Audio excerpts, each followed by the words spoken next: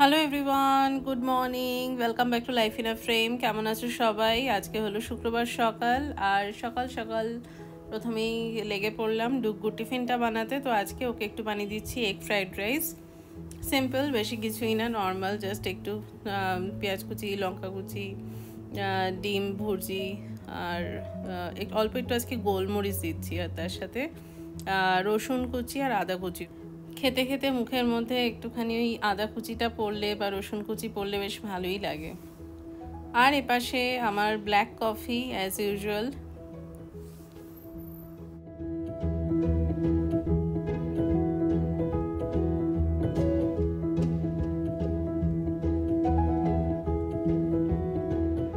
Good morning Dugu. Good morning.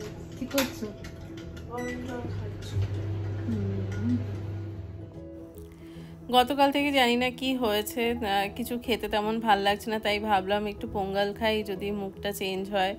তো এইখানে ডাল আর চাল, মানে গোবিন্দভোগ চাল সমান সমান মাপে নিয়ে ওই দুটো আগে সেদ্ধ করে রেখে দিয়েছিলাম। তো এখন এই দুপুরবেলা আর কি অফিস হয়ে গেছে, তো খাওয়ার আগে জাস্ট এটা ফোড়ন দিয়ে নিচ্ছি। তো ফোড়নে হচ্ছে শুধুমাত্র একটু কারি পাতা, আদা কুচি, গোলমরিচও দেওয়া যায়, বাট আজকের আমি গোলমরিচটা দিলাম না, আমি কাঁচা লঙ্কা দিচ্ছি মুখটা চিড়ে।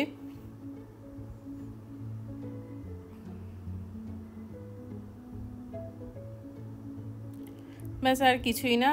এবার যে সেদ্ধ করে রেখেছিলাম ডাল চালটা, সেটা দিয়ে দিচ্ছি। তো আমি পোঙ্গলে কোনো হলুদ টলুদ দিই না, একদম প্লেনই খাই। আর ফোড়নটা ঘিয়ে দিয়েছি। পোঙ্গলে কিন্তু ঘিটা বেশ ভালো পরিমাণেই লাগে, যদিও আমি খুব বেশি দিলাম না, বাট ইনফ্যাক্ট গরম গরম পোঙ্গলের ওপর ঘি ছড়িয়ে সার্ভ করে, বেশ ভালোই লাগে।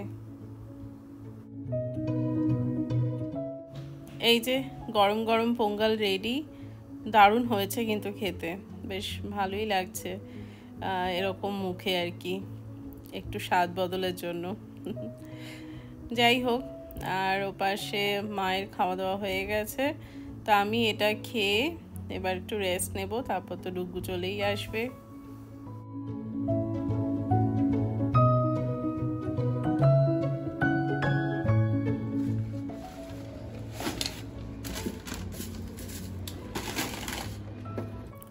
আজকে এপাশে গ্যাসের ডেলিভারি হলো, তার সাথে এই যে সবজি ফল প্রচুর, মানে এই যে এখনো আরো ভর্তি।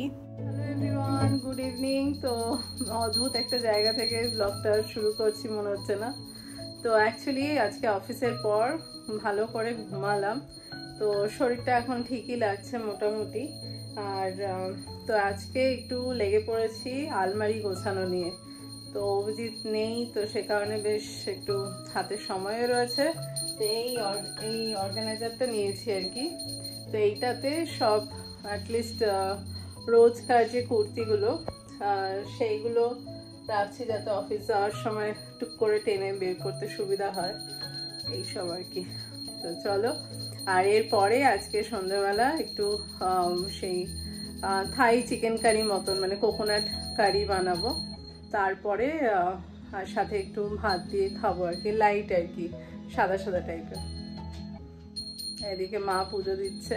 হ্যাঁ, এই যে এখানে সব কুর্তিগুলো নামিয়েছি আজকে, কিছু তোলা হয়ে গেছে অলরেডি। তো মা বলছে পুরো দোকান নিয়ে বসেছে। গোছানো গোছানো বেশ ভালোই হলো সন্ধ্যে থেকে। এদিকে প্রচুর সবজি ফল টল সব এসছে আজকে, দেখলেই সেগুলো গোছানো হলো। আর এপাশে জামা কাপড়গুলো সব গোছালাম, তো মোটামুটি হয়ে গেছে। ডুগ্গু একটু প্রথমে বায়না করছিল যে দোসা খেতে যাবে, তারপরে আবার খেলতে চলে গেল। তো যাই হোক, আমি পাশে ওই থাই কারিটা বানাই, এসে খেতে পারবে, তাড়াতাড়ি ডিনার হয়ে যায় আমার আর ওর, তো সেজন্য দেরি করবো না। চলো।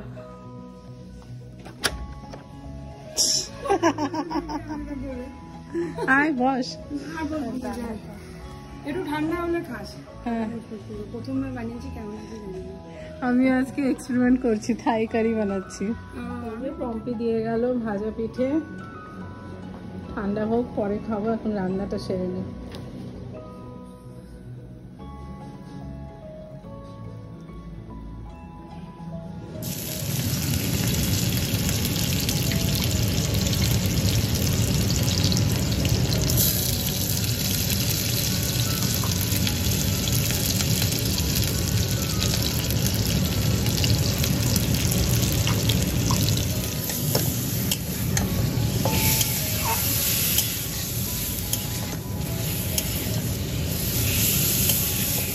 থাই কারি বানাতে শুরু করে দিলাম। আর বুঝতেই পারছো প্রথমেই চিকেনটা একটু পেঁয়াজ কুচি, রসুন কুচি, আদা কুচি, লঙ্কা কুচির সাথে ফ্রাই করে নিচ্ছে। আর এপাশে সবজি বলতে মানে গাজর আর মাশরুমটা একটুখানি হালকা সেদ্ধ করে নিয়েছিলাম।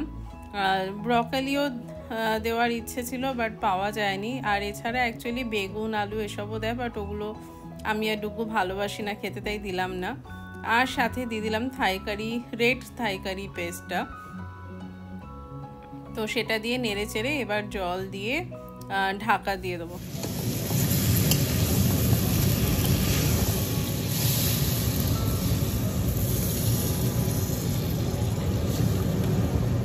ঢেকে দিলাম, ওটা এখন হোক আরামসে। ততক্ষণ আমি এপাশে একটু কিছু কাজ করে নিই এডিটিংয়ের, প্লাস আজকে টিভিও দেখবো আরাম করে। কালকে সেরকম কিছু নেই সকালবেলা, শুধু ডুগুর ফুটবল ক্লাসটাই আছে, আর গিটার ক্লাসও আছে, বাট ওটা তো একদম সামনে, অসুবিধা হয় না।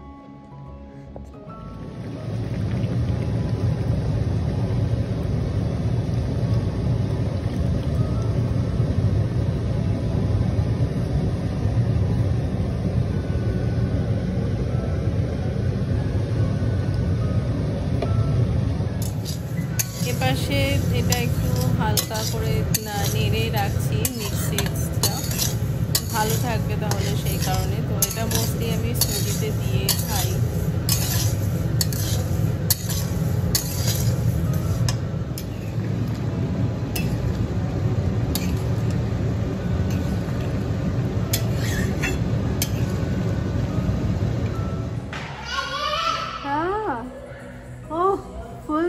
ফুল অন জোশ। হ্যাঁ, ও ডিনার হয়ে গেছে। हाँ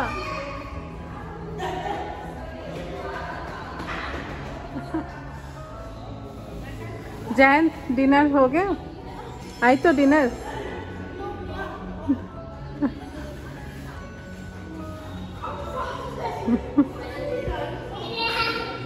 हाँ हाँ,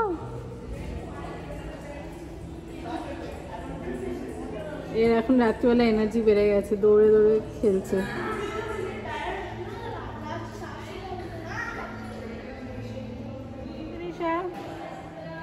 Sirisha, Sirisha, Sirisha.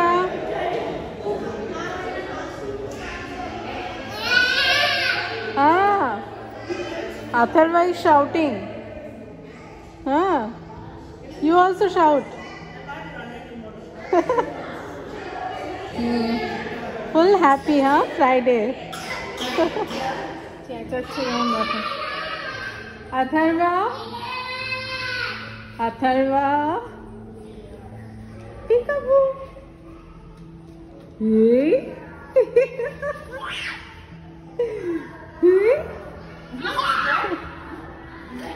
I want to play. আসুন, এত ভালো দেখতে, ঠিক আছে, স্মেলটাও কি ভালো। খেয়ে তারপর বলো, ঠিক আছে? এনজয়। এই যে থাই কারি রেডি, ভালোই হয়েছে কিন্তু।